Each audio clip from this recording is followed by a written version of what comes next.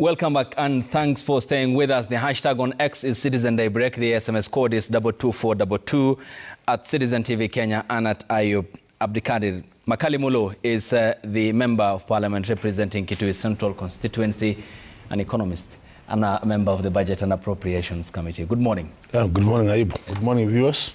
And we thank you for your company. Dr. Brian Lishenga is the chairperson of the Rural Urban Hospitals Association of Kenya. Good morning, Dr. Morning, Ayub. Much appreciated. Kidi Mwaga is the convener of the Interparties Youth Forum, a lawyer and a columnist. Good morning, Kidi. Good morning, Ayub. Much appreciated. And Chachi Logutu is an economist with the IC Group, joins us this morning here on the broadcast.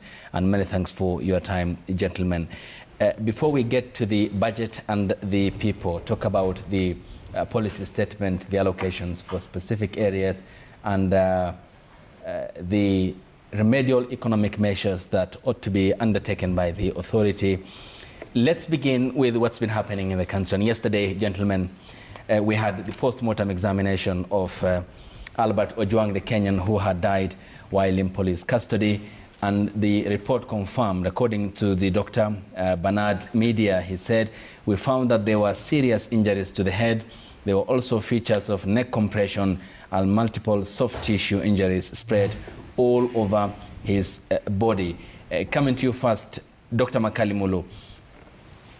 This is appalling, is it, from human rights angle, and given that what happened to him was unfortunate? Yeah, maybe let me start by, first of all, conveying my condolences to the family. And as you say, you know, you can't imagine. It's actually very bad, because initially people thought maybe, you know, the talk was that the guy was put in a cell, he banged his head on the wall, and he died. So this story of people killing themselves, I think is really bad. And you know now what is coming out? That he was actually brutally murdered. Yeah. The guy was tortured, harassed by the whoever arrested him. And my fear is, I always ask myself, could we be having a killer squad in this country? Because if that is the case, then we are doing very badly matters human rights.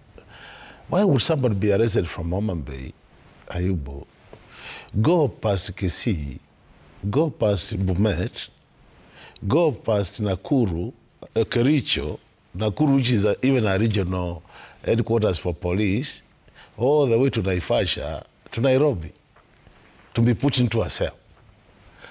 Even without any other explanation, that tells you it wasn't a normal arrest. Otherwise, if it was normal, it would have been put into a cell somewhere in Omambe, and that would have ended the story. So basically what is happening, we are saying this is bad for the country. It's something we should not at all accept as a country. And I think really the police, the IG of police, has to take responsibility for this. This matter must be investigated to the end. The only unfortunate thing is the investigators are the same people who have been accused of committing this murder. So to me, really, it's a very delicate matter, and I think as a country, we need, because we have signed to even international protocols on human rights, and it's important that we respect that fact. And look at why the guy was arrested, just by putting some write-up on his ex account. And we are leaving Kenyans who have committed worse situations. We have people who are killing each other in Rift Valley, cattle rustling.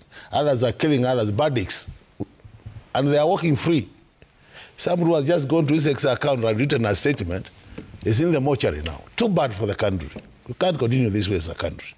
Okay. Yes. Kidi, you convene the Interparties Youth Forum. Certainly this is a young life snuffed out, is it? And given the experiences of 2024, I mean, how can such cold-blood murder happen within the very same space that Kenyans ought to be feeling safe? Thank you for having me on the show. The murder of a young man, Albert Ojwang, is a very sad experience. And one life lost is one life too many. But one thing that shocks the conscience of many young people is that the Kenya Kwanza administration and eventually what we now call broad-based administration, has scored very poorly in regards to human rights record. In 2023, Kenya Kwanza presided over so many murders during the cost of living demonstrations. We witnessed same number of killings in 2024 during the Gen Z protest. We had hoped that in 2025, with the new cabinet secretary, that we would see a change of attitude and pattern. Mm-hmm. But tragically, that has not happened. We have now seen the killing the death of Ojwang in the hands of the police. I think it is an opportunity for the president to soul search and ask himself that which people has he placed to handle the matter of security in this country? Are they in a position to properly preside over the question of security in this country? Because if so many deaths were experienced in 2023 in the hands of the police, yes, if the same number, even a higher number, was experienced in 2024 in the hands of the police, if in 2025, but the moment you are arrested, ideally you should be in the safest place, because police primary responsibility is to protect life and property. That Kenyans are not safe in the hands of the police. The president must do something in the security sector, or else I think many Kenyans are going to pay for are not going to be in a very good place. Yeah. Yes. And Dr. Lishenga, coming to you, the inconsistencies in the communication by the National Police Service, that he had hit his head against the wall yesterday, certainly the post-mortem examination did not show that. What does this say about communication by the government toward its people?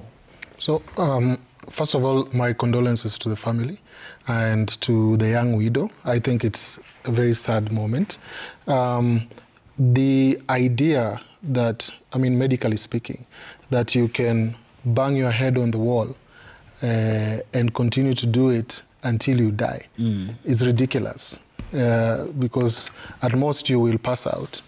Now, obviously the pathology report indicates there was strangulation, which means that his life was terminated.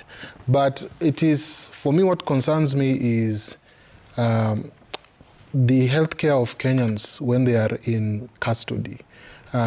So it is likely that the deceased suffered a long time before he passed on. If you listen to the pathology report saying that it is not, it's not very clear the time lapse for some of the injuries. And what saddens me is that the likelihood that Albert Ojwang suffered in that cell for some while before passing on and was denied medical access. It raises a bigger question of when we have Kenyans in custody, how do they actually get served if they need medical intervention? But this is really tragic because happening in June, we remember 1 year exactly ago in June, it raises very difficult memories for the young people of Kenya. It looks like, one of those situations that is likely to spiral if those who are culpable are not brought to account. So this situation requires immediately. The story is, by the way, it was a bull and cock story. That he killed himself, he transported himself. There's a massive undertones of cover-up.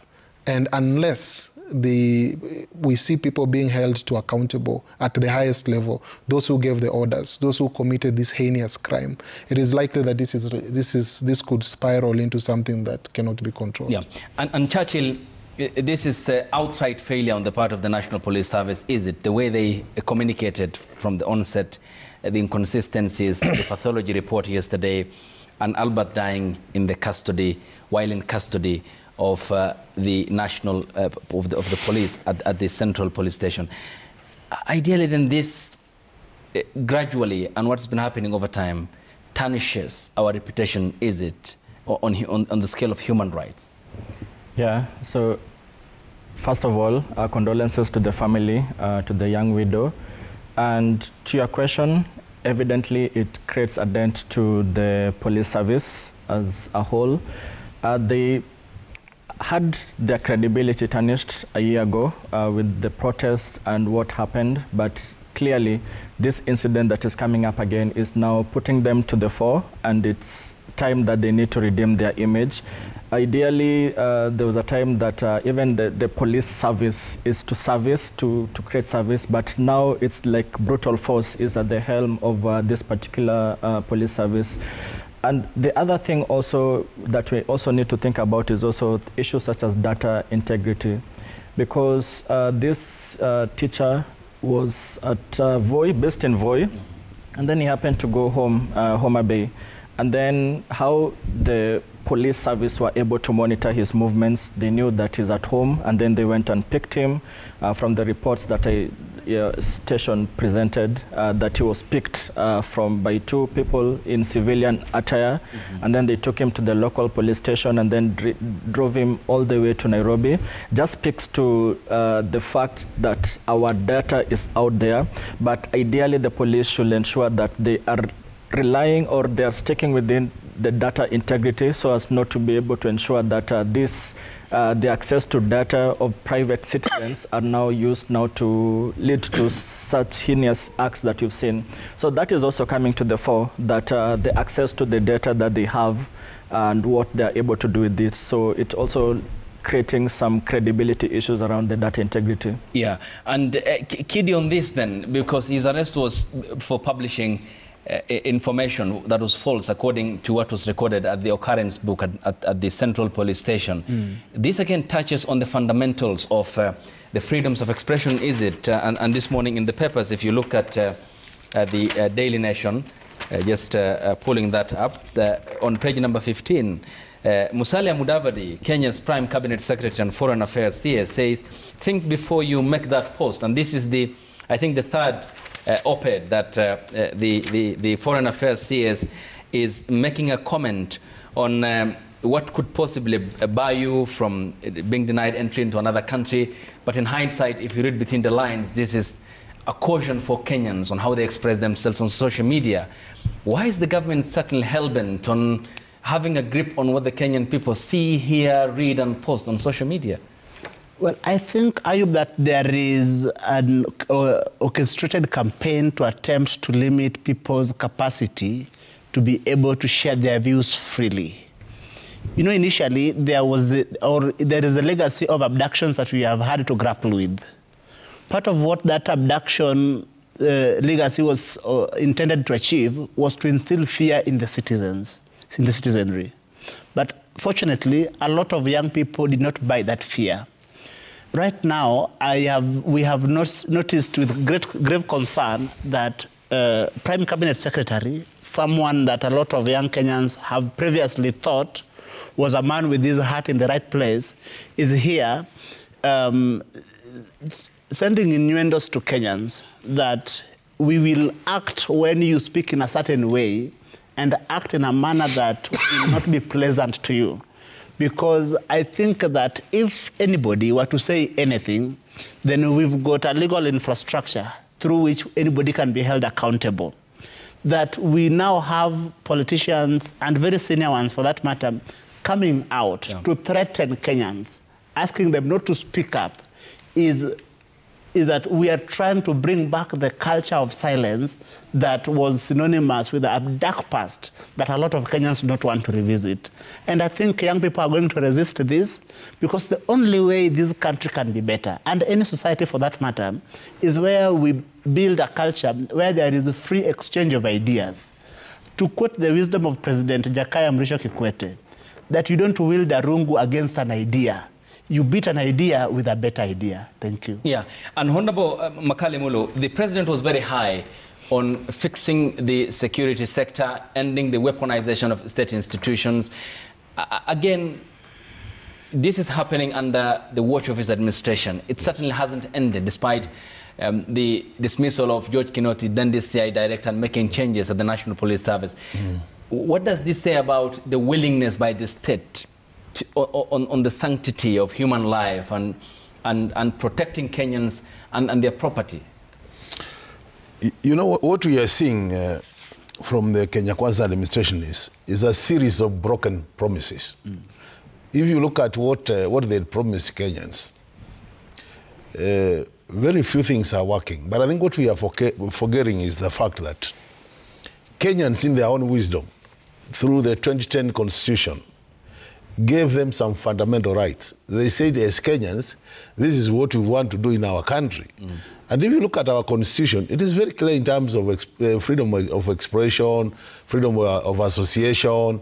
And that's why, to me, I think, unless we change our Constitution, the administration has to accept that these things, Kenyans said we want them. And that's why, to me, I say, this idea of comparing ourselves with the neighboring countries doesn't make sense.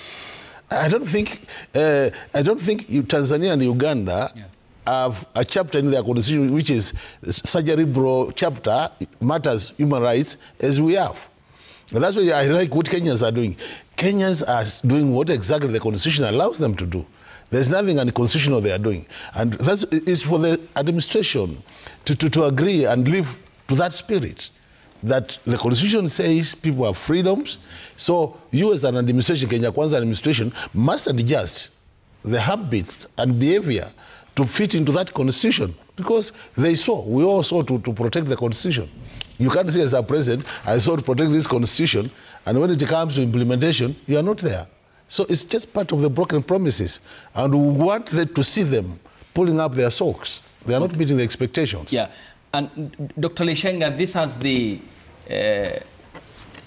possibilities of driving the country's reputation on the abyss, is it? And especially when communication is considered here. And the silence from the head of state and the interior CS, Kipchumba Murkomen, well, who seem not to be bothered at all by the snuffed out life of Albert Ojwang. I think that some people in government feel too comfortable now that we are in the broad-based arrangement. They think that the Gen Z wave has died because of broad-based arrangement. It's a very dangerous assumption. What you are likely to see, because you see the grievances that caused the Gen Z unrest in 2024 have not gone away. If it is economic disenfranchisement, it is still there. If it is annoyance with things like states taking the law into their own hands, it's still there.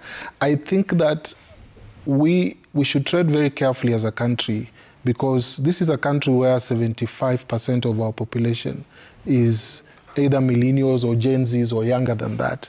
And it's literally a ticking time bomb. And I agree with Mheshimiwa's assessment that when you look at some of the comments by our leaders, like the Prime Cabinet Secretary, saying that be careful before you post. It looks like very nice fatherly advice, but what makes one afraid is that this could be a precursor for social media censoring, that at the highest level of government, maybe there are thoughts going on right now. If we cannot silence them like the way Albert has been silenced, maybe we can silence them through some legislation that comes into parliament and is bulldozed through.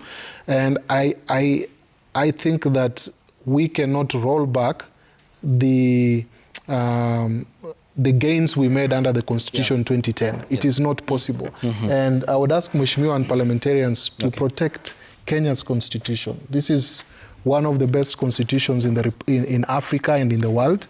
And if we start to roll back because our neighbors are still in the 1980s and 1990s, that will be really unfortunate.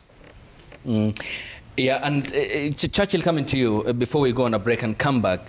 For example, in that op-ed, Kenya's Foreign Affairs CS says, let's consider the latest concerns on social media use. The American government visa process now includes deeper social media vetting, checking your posts, your handles, your detailed trail to gauge if you are at risk to its national security, according to the State Department, which has instructed embassies and consulates around the world to post new student visa appointments as it moves to expand social media screening and vetting of all applicants for students. This is completely misleading, is it? Because America is also trying to have a lead on how its young Gen Zs are expressing themselves on the genocide in Gaza, and therefore having somewhat control over the a campaign it labels as anti-Semitism, but Americans say this is how we are feeling about how our government is supporting Israel in Gaza. Ideally, this is more or less copying from the Trump playbook, is it? And this is a gradual hurtling towards autocracy and controlling citizens. Yeah, I think that's a fair point. And it might be counterproductive because if you think about even the process that this particular country will go to be able to screen your social media, unless now they use this kind of large learning models to be able to screen that, I mean, it will be quite difficult to be able to snoop the social media. And I mean, at what cost will it be? Is it that they are trying to look at a particular narrative out of your social media posts, or is it a repost? Because most of the engagement is not even actively you participating in the social media, but it's basically even retweeting some of the posts that are there, or even liking. So will they go to that extent? So where will the line actually be drawn as to your social media engagement? So that actually needs to be clear. But it's in as much as it's this United States policy that the foreign cabinet secretary is trying to portray, we also need to look at, even within the context of our laws, is that even admissible in terms of visa requirements? Because this is a foreign country's policy that we want now to implement as our own policy. So we also need to ensure that we work within the context of our laws rather than implementing a foreign player's laws here. So that's my way on it here. Mm-hmm. Yep. Okay, gentlemen, let's now take this quick feedback here on the broadcast before we come back with the budget and the people. Here's what you are saying on X. The hashtag is Citizen Daybreak, and Gen Z Season 2 says on Twitter, the government has shamelessly failed to protect us, and every so-called independent institution is neck deep in the same rotten system. They are all bought, sold, and buried in corruption. This whole mess needs a brutal reset. MC_Rumor says the DIG, that is the Deputy Inspector General, should step down for a speedy and independent probe. We need answers, not cover-up stories being made by the police. Albert was murdered while in police custody. We want to see the officers involved brought to book. When we get back from the break, gentlemen, we focus our attention on the budget policy statement, the Finance Bill 2025, which is the money bill for the financial year 2025-2026, the sector allocations and the plans for borrowing by the government, the cost of credit, debt restructuring, borrowing and expenditure by the government for the forthcoming financial year, ahead of Thursday's presentation in Parliament by the Cabinet Secretary, the National Treasury, John Mbadi. All that after the break here on the broadcast.